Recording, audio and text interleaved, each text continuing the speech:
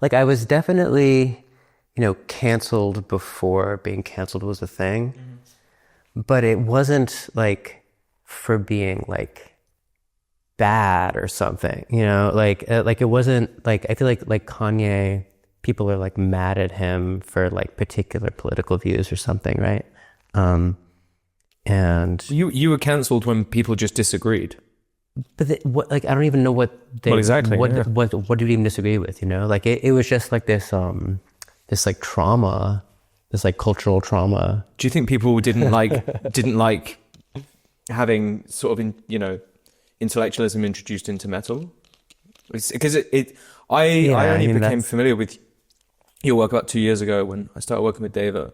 But going back over the history of it, it seems like people really reacted quite negatively to any kind of philosophy and theology being brought into the genre in a way that I've not seen with other genres of music. Yeah, I mean, like that's like, I think the general way someone would summarize it, but it doesn't totally add up, like I think, because like it's fucking black metal, like it's actually a very intellectual style of music.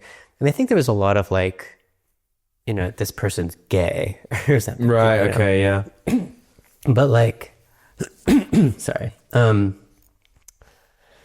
mean, my experience of it, I didn't necessarily intend to ever start a metal band, right? Because like I had been, right, I was studying philosophy and composition at school, and like I think I had kind of planned to have more of a career that was something like Steve Reich or Morton Feldman or something, or like Glenn Bronco, like where it's like, oh, it's like art music that's like very classical adjacent, but like experimental, and like, there's like a theory aspect and very adjacent to fine art as well. I had a lot of like friends who were like artists and making art and gallerists and stuff like that.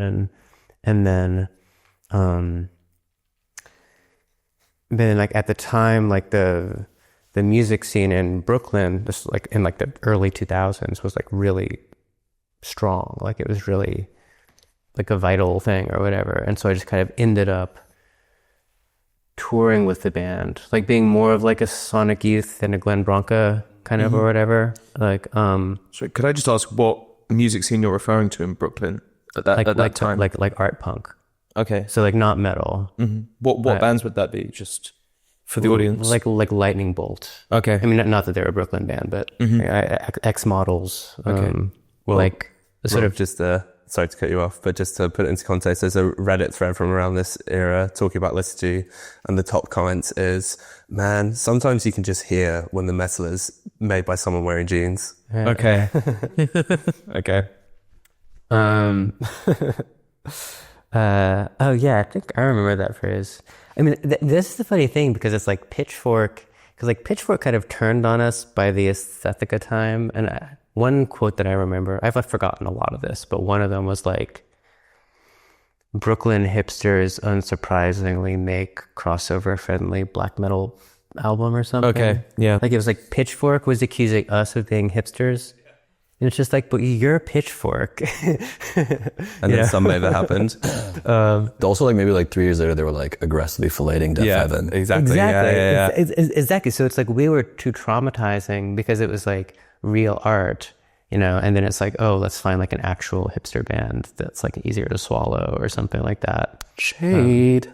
Well, no, I don't. I mean, I like that. I think Death Heaven are nice people. It's like a different type of project though. It's like more, it definitely felt like being in the jaws of like a music industry that was just like hostile.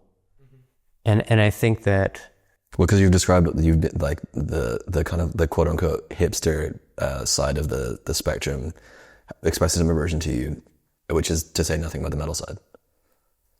So both sides to put it very, very reductively and simplistically, both sides of the things that you're supposedly synthesizing had some instinctive distaste for what you did for reasons somewhat unknown. Yeah, I mean, it's like we kind of backed into getting in the metal scene at all, because it was like making, like before LITVRGY, like black metal had never existed in like a math rock context or whatever, right? And so we like brought it into this other context. And so like that, so we were playing like warehouse shows and stuff like that, you know, and like, you know, like playing like parties basically. And like, so and it was like, whoa, wait, these guys are playing black metal? Like, that's crazy. Like, this, it kind of works though, or something, you know? And like the other bands are like no wave bands or something, you know? And then, but then once we released Annihilation, I know that album had like black metal aesthetic in the art and stuff like that. And we actually entered the black metal scene through the record without having, that wasn't like the circuit that we were touring on or whatever. Okay. But then our second record we put out on a more of an indie rock label. And then, was it Thrill Jockey? Yeah, Thrill Jockey. But then like suddenly, like it's like the New York Times was like covering the band and like, and I like about the text and like, it just kind of all sort of blew up in this kind of like media phenomenon or something. But like everyone was like mad, like very quickly, you know, and like the music was so sincere. Like it's very like loving, really sincere music, you know, that's very kind of like, your heart is on your sleeve. Yeah, there's a lot of theory in it, but like really, I mean, you don't need, like it's clearly like really emotional music, you know? But yeah, I always imagined that it was something, there's just something like that it almost is a little Kanye-ish, like that there was something, maybe because of the,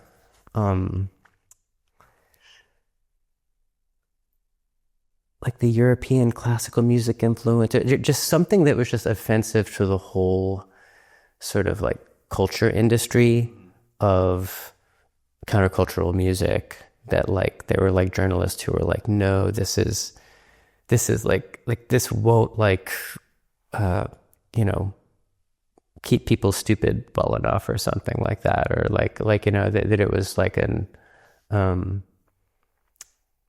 defiant, like, because like to some degree, you know, any even countercultural music is like kind of co-opted. It's kind of a double-edged thing, but yeah. Well, I've a point here that you've sort of suggested before, that hipster culture in the 2010s was pushed by the government. And do you think it's sort of this like explicit, like in the same way that like abstract expressionism was, in that kind of like, it's kind of like a boring conversation there, but do you mean explicitly like South by Southwest like sells weapons, or is it, or like more sort of like Mason jars are evil? Mason jars. Yeah, like that there's some way like that, like the main power structure always kind of siphons off some kind of like vital countercultural energy in a way that is ultimately makes it disempowering. Like maybe they did that to the 60s too, and then did it again to punk, and like the Brooklyn hipster was like an iteration of that or something. And was that in any way like explicitly countercultural force there? I think it saw itself as that. Yeah, like we're like sticking it to the man with our mason jars or something. But people still see themselves as that now, even though from the beginning of your career as like someone in like counterculture, you're beholden to brands at this point. Yeah, true. I feel like you kind of go back as far as the 60s, and I sort of feel like each iteration of counterculture that we get is you're a bit weaker and you're a bit more diluted, you know. Yeah. Do we count as counterculture? Probably. Dude, absolutely. We're the last counterculture. We say swear words on the record. But I mean, you know, like this era of music, and this is like kind of like a digression already, to me, like always just, I mean, not to say nothing of the music, because I love like a lot of the music, but nothing about it felt like particularly like radically dangerous or like subversive. I think a lot of it was just kind of like a lifestyle affectation. And I think a lot of like whatever, like as Rob is saying, like, but by the time we got to that point, like very few people, at least in my view, had any pretension of, you know, doing anything remotely dangerous, basically, outside of just making music that was like weird or interesting or cool. So, but yeah. I wasn't there though. I don't know. Yeah, like when I was, I don't know, living in Brooklyn during that time, I mean, definitely that kind of, but I think there was a sense of like, and again, I mean, not to, I feel like everything is always double-edged, but like there's a sense of like, oh, we're outside the system and like that's good or something, you know, like that's like virtuous. But then, but yeah, you're right. I mean, there's no like morality to it belong that or beyond that. So when you were playing these kind of warehouse shows, like it was like a sense that like, oh, because it was like there was still a little bit of a delay between music coming out and it necessarily going on the internet, you know? And so it was sort of like, oh, this is it's non-commercial, like it's not commercial, right. And so it's not capitalist or something. Sorry, what were you saying? As a black metal band playing kind of these warehouse shows, was that quite unique at the time? 'Cause yeah, I just feel like the show we went to on Saturday, I don't know, it doesn't feel, that sound now seems much more commonplace. Definitely. Based on what we experienced on Saturday. Yeah. I mean, it was Explain what we went to. This is the thing, I can't remember the name of any of the bands. It was the Descensus album on Tribe. I forget what their name was. Yeah. It was Callahan's Wish, which is our friends Jack Callahan and Wish, aka Nick, and Cities of Vive's new band who were playing this kind of like extended sort of like post-punky, like melee type thing. And this other band who were like super like heavy and like sludgy in a way that like, to me, like, it was like really cool and really fun, but like nothing about it felt like it was uncharted territory or something. Yeah, there we go. That's what I meant. So it sounds like you invented doing that. I mean, kind of. I mean, yes. I mean, certainly like art adjacent indie metal stuff is a well-trodden path now. But yeah. And so then at what point do you start playing specifically with black metal? Right. I was going to say, what point do you come into the black metal world and you're playing shows with your contemporaries in that genre specifically, rather than this kind of Brooklyn hipster world? Well, there was actually another a pretty well-known black metal band called Krallis that was starting in New York at the same time that we didn't. They had like a member who was more of in the art rock scene. Okay. And Mr. Marston? No, Mick Barr. Okay. But yeah. But then like playing shows with actual black metal bands, it was really like getting booked on festivals. It was like it was sort of like because Krauss kind of doesn't, like, Krauss is kind of like liturgy in a way in terms of, but they have more of a metal aesthetic than us. But like, but yeah, getting booked on festivals because of the album, and then playing with like Autain and like you know like actual like corpse paint spikes. Yeah. Were you apprehensive going into that, given the kind of reaction that the album had, or it sounds like in a way maybe you were kind of up for it? Yeah, I mean, the whole experience was really interesting, you know. I mean, it's still kind of like that now too. Like it's still a pretty homeless band in a lot of ways. Okay.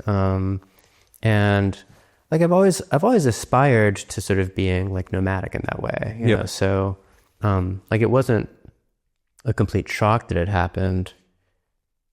Maybe it was a shock that people got quite so mad, but like, I mean, you want to be in that zone. I think, you know, when you're when you're seeking originality, you know, it's like, oh yeah, doesn't quite fit into like a couple of different categories, you know. I think people will do that and say they're doing it, but then they're not actually doing that. And when you're actually doing it, it's like, wait, what the hell is happening? Yeah. This is actually quite an unpleasant thing to experience. Yeah. Where do you think that drive towards originality and newness comes from? Because trauma. Because I think you're quite right in music in terms of people will often be telling you they're doing something new when they're really not. And right. Actually, it's ultimately the audience that decides who isn't, what isn't new. And for you to have successfully executed on that to some degree, was there an intention? It sounds like there was an intention. No, yeah, no, I don't work too intentionally. I mean, like, I've just always been really passionate with philosophy and music, you know, like, just like, oh, I've got to get this out or whatever.